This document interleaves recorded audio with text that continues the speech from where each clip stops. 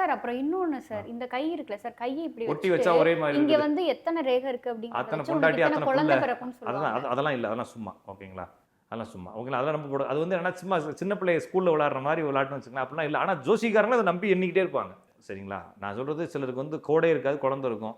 இன்னும் 5 கோடு இருக்கும், குழந்தை இருக்காது. இது வந்து என்னன்னா காமனான விஷயம். இது வந்து தார ரேகையோ குழந்தை ரேகையோ கிடையாது.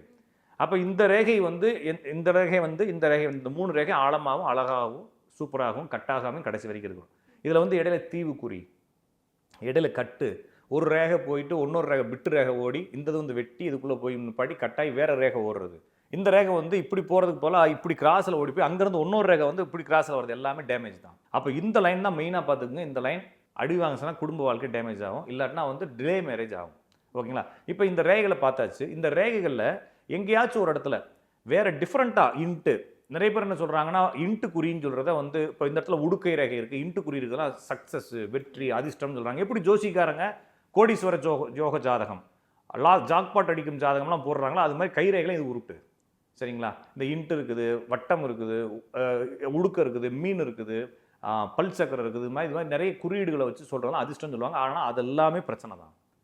ஒரு ரேகை அழகா எந்த டிஸ்டர்பன்ஸும் இல்லாமல் இருந்துச்சுன்னா அந்த சப்ஜெக்ட் நல்லா இருக்குன்னு அர்த்தம். அந்த ரேகை அடிபட்டுருச்சுன்னா கண்டிப்பாக அந்த சப்ஜெக்ட் வீக்காக இருக்குன்னு அர்த்தம்.